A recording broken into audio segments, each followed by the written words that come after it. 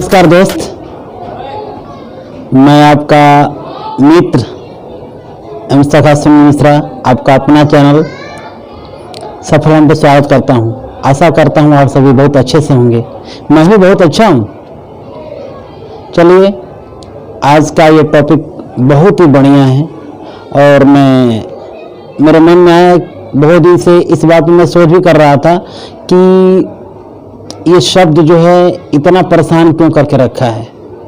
तो चलिए, इस बात को मैं आगे, इस वीडियो को आगे बढ़ाऊं उसके पहले आपसे एक रिक्वेस्ट कि आप मेरी वीडियो को लाइक करें और सब्सक्राइब बटन को ज़रूर दबाएं और बेल आइकन को भी, ताकि कोई भी मैं वीडियो अगर बनाऊं तो आपको ज़रूर मिले, नोटिफिकेशन मिलता रहे। थंबनेल आपने देखा है कि चिंता बड़ा है या चिंतन। भाई सिंपल सी बात है, आम आदमी को तो यही समझ में आता है कि उसे हर बात की चिंता होती है।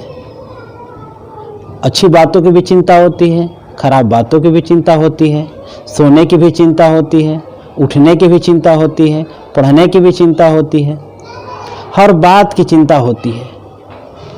तो मैं बहुत दिनों से इसकी समीक्षा भी कर रहा था कि चिंता अच्छी बातों का, सही बातों का, और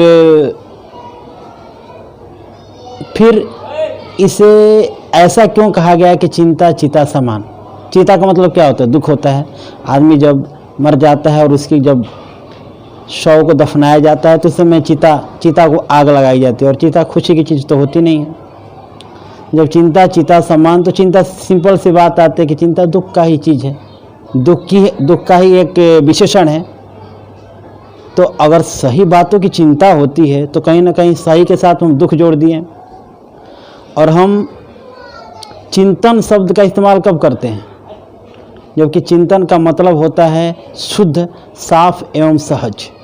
लेकिन हम चिंतन शब्द का इस्तेमाल तब करते हैं जब बहुत ज़्यादा लोग दुख हो जाते हैं, मायूस हो जाते हैं, तो दिलासा देने के लिए जाके कहते हैं भाई देखो, इस बात पे तो चिंतन करना बहुत जरूरी है। समान फिर भी चिंता करते हैं, क्योंकि हमने हमारे समाज में चिंता शब्द को एक व्यवहारिक साधारण शब्द मानकर और अच्छी बातों के साथ भी यूज करना सिखा दिया गया है। अब आप समझिए कि दूध है और दूध के साथ में थोड़ा सा भी नींबू अगर निचोड़ देंगे उसके अंदर, तो दूध क्या सही रहेगा? नहीं, वो भी फट जाएगा।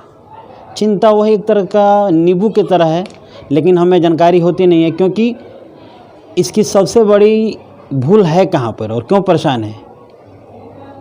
सबसे बड़ा मूल भूल ये है कि हम अपनी सोच को, विचार को चिंता माना, और जिसको चिंता ने घेर रखा है और चिंता चीता समान है, तो कब वो सुखी होगा? कभी नहीं सुखी होगा। फिर परेशानी तो कॉमन है। आम जन और हमारे इर्द गिर्द वातावरण में चिंता शब्द को व्यवहारिक माना गया, सहज माना गया, और जब इससे बहुत सारे विकार, रोग जब पैदा शुरू हुआ, सफलता मिली, कलह मिला, तो लोगों को समझ में आया कि कहीं ना कहीं परेशानी का सबब क्या है? ये चिंता है। तो चिंता को जब छोड़ा और जब चिंतन शब्द लाए तो उनके चेहरे पे खुशी आई, रौनक आया और काम करने की क्षमता बढ़ी। पढ़ने के बाद भी हम लोग आज भी चिंताशील प्राणी बने रहते हैं, चिंतनशील नहीं बनते हैं, क्योंकि समाज में चिंता को दर्जा दिया गया, चिंतन को नहीं दिया गया।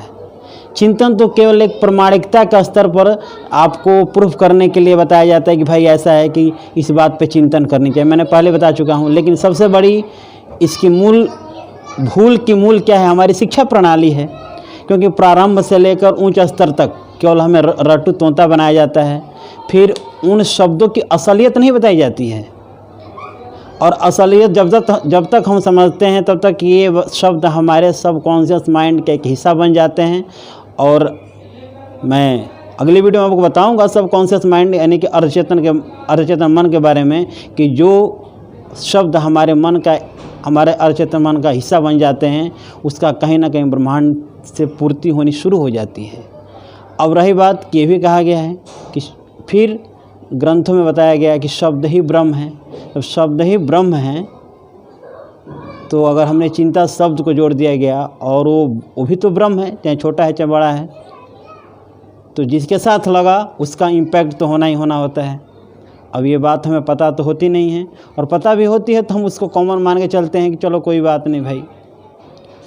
अब इस बात को इसलिए नहीं बता रहा हूँ कि आपको जानकारी नहीं है, जानकारी तो है, लेकिन हमने किस शब्द को, किस चीज़ को तवज्जो दिया जिसकी वजह से हमारे जीवन में अर्थ भी अनर्थ हो गया। ये कारण पता हो गया तो उसका निदान जरूरी है कि नहीं। और इसका निदान यही है कि हम मूल शब्द को व्यवहार में लाएं, चिंतन को अपने व्यवहार में लेकर के आएं और चिंता शब्द को हटाएं। जहाँ पर अच्छी बातें हो, खराब बातें हो, फिर भी उसको चिंतन शब्द के साथ में अगर ऐड किया जाए तो मेरे ख्याल से उसका इम्पैक्ट बहुत ही अच्छा होगा और उसका परिणाम भी इतना सुंदर होगा जो हम सोचें, मतलब हम अपनी परिकल्पना भी नहीं कर सकते हैं। तो मेरे ख्याल से निदान तो यही है। और मैं ज़्यादा इस वीडियो के अंदर कुछ ऐसे टॉपिक्स को मैंने नहीं बताया जो अनर्थ है, कहीं ना कहीं अर्थ और शाब्दिक प्रयास देने की मैंने कोशिश करी। बाकी वीडियो पसंद आती है तो ज़रूर लाइक करें। धन्यवाद।